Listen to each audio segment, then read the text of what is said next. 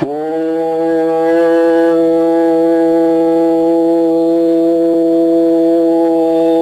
ஈஸ்வரா குருதேவா. சிவன் கோயில் என்ன இருக்குது? நந்தீஸ்வரன் சிவனுக்கு கணக்கு பிள்ளை. நாம் பிறருடைய கஷ்டங்களையும் சண்டை போடுறதும் வேதனை போடுறதும் நுகர்ந்தா என்ன செய்யுது? நாம நினைக்கிறது நமக்குள் உருவாகுது. மீண்டும் தன் உணர்வின் தன்மை நமக்குள் அதிகமாக எந்த குணத்தை அதிகமாக அந்த கணக்கின் பிரகாரம் கோபப்படும்னா ரத்த கொதிப்பு வரும். வேதனைப்படுவதை நாம் அடிக்கடி நினைச்சோம்னா விஷம் அந்த வாத நோய்கள் வரும்.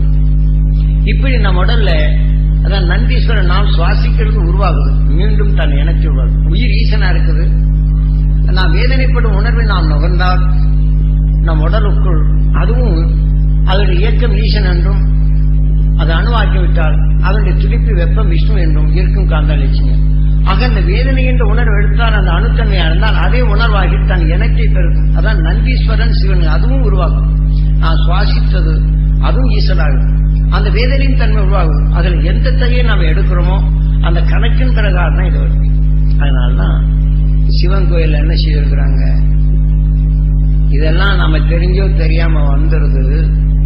அதை நாம நீக்கணும்னா எப்படி? பிறர்படும் கஷ்டங்கள், பிறர்படும் துயரங்கள், பிறர்படும் சங்கடங்கள், பிறர்படும் வேதனைகள், பிறர்படும் குதிக்கணும் உணர்வுகள் பார்த்த உடனே இதை நாம் ஓம் நமசிவாய ஓம் நமசிவான்னு உடலாக்கிருக்கோம். நாம் பார்த்தது கேட்டது இந்த உயிர் அந்த உணர்த்துது, தவறு செய்யறான்னு உணர்த்துது. ஆனால் அப்படியே விட்டுறோம், தொடக்கிறமான இல்லை.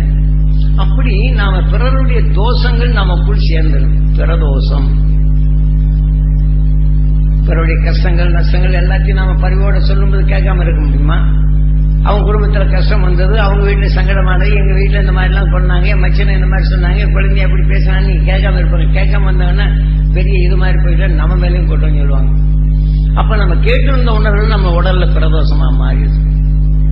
பிரதோஷமா மாறுது. பிரதோஷம் அன்னைக்கு நாம் என்ன செய்யறோம்? 4 மணிக்கெல்லாம் போய் காலையில இருந்து சாப்பிடாம விட்டு அங்க ஈஸ்வரனுக்கு எல்லாம் அபிஷேகத்தை செய்து அதெல்லாம் செய்து என்ன செய்யறோம்?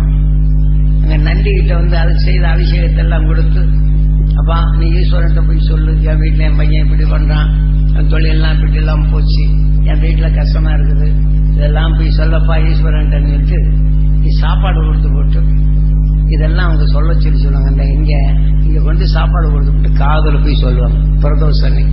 அது சொல்லி போட்டு வந்து வீட்டுல வந்து அப்புறம் சமைச்சு சாப்பிடுவோம். எதுங்க பிரதோஷனி காலையில இருந்து பட்னியா போட்ட உடனே நல்ல அணுக்களை சாப்பிட்டுக்கலன்னு நினைச்சு சோர்வடையும். அப்ப சோர்வான உணர்வு தான் நாம் சுவாசிக்கிறோம். அப்ப வீட்டுல வந்து அன்னைக்கு கொஞ்சோண்டு சமையல் பண்ணி சாப்பிட்டாலும் சரியா ஜீர்ணிக்கணும். ஏன்னா பட்னியா கிடந்தது அந்த உடனே தன்னை கொடுத்த உடனே ஜீர்ணிக்க முடியாது. ராத்திரி சாப்பிட்டுங்கிறது தான் இருந்தனுங்க. அதை நினைச்சு லைட்டா வந்து சாப்பிடுங்க. கூட கொஞ்சம் 2வது சாப்பிட்டோம்னு என்ன செய்யும்? அது அஜீரணமாகும். அப்ப என்ன செய்யறோம்? நான் பிரதோஷத்தை கழிக்க போய் பிறருடைய தோஷத்தை நம்ம வளர்த்துக்கிறோமே தவிர பிரதோஷத்தை நீக்கிறோமா? பிறருடைய தோஷத்தை நீக்கிறோமா? இல்லை. பிறருடைய தோஷத்தை நீக்கிறதுக்கு ஞானிகள் சொன்னாங்க. பிரதோஷத்தை அன்னைக்கு பாருங்க கோயில் எல்லாம் கூட்டம் நிறைய இருக்கு. எதுக்கு போறோம், எதனால போறோம், எல்லாம் போய் அர்ஜுனை போயிட்டு அப்புறம் வீட்டுல வந்து வர நான் பிறருடைய தோஷங்களை வளர்த்துக்கிறோமே தவிர பிறருடைய தோஷங்களை போக்குறது. ஏன்னா இங்க நந்தீஸ்வரன் வந்து சொல்லியாச்சுன்னா அவன் போய் நேரா ஈஸ்வரன் சொல்றான்னு என்ன அர்த்தம்? ஆனா காலையில 4 மணிக்கெல்லாம் துருவ நட்சத்திரங்க வெளிப்படுது. அப்ப அந்த துருவ நட்சத்திரத்தின் பேரருளும் பேரொழியும் நான் பெறணும், என் உடல் முழுது பண்ணி என் ஜீவாத்மா பெறணும், என் ஜீவனுக்கள் பெறணும், நிறைய எடுத்துக்கணும். நான் யாரு எல்லாம் பார்த்தனோ இப்ப பையன் மேல நம்ம எடுத்திருப்போம். அந்த துருவ நட்சத்திரத்தின் பேரருளும் பேரொழியும் பெறணும், அவன் சிந்தித்து செயல்படும் சக்தி பெறணும். நான் குடும்பத்தில் ஒருத்தர் சண்டை போட்டிருப்பேன். அந்த துருவ நட்சத்திரத்தின் பேரருளும் பேரொழியும் குடும்பத்தில் படணும். என் குடும்பத்தில் அறியாது சேர்ந்த தீய வினைகள், சாப வினைகள், பூர்வ ஜென்ம வினைகள்லாம் நீங்கணும். ஏன்னா அதனால நம்ம இயங்கிருப்போம். நீங்க குடும்பத்தில் அந்த மகிழ்ச்சி நான் சக்தி பண்ணணும். தெளிந்த மனமும் மகிழ்ந்து உணர்வும் மலரைப்போல மகிழ்ந்து வாழும் சக்தி என் குடும்பத்தில் பெறணும். இப்ப யாராவது நம்மளை பேசியிருந்தாங்க, சண்டை போட்டிருந்தாங்க, அவங்க மேலேயே நம்மளுக்கு என்ன வரும்?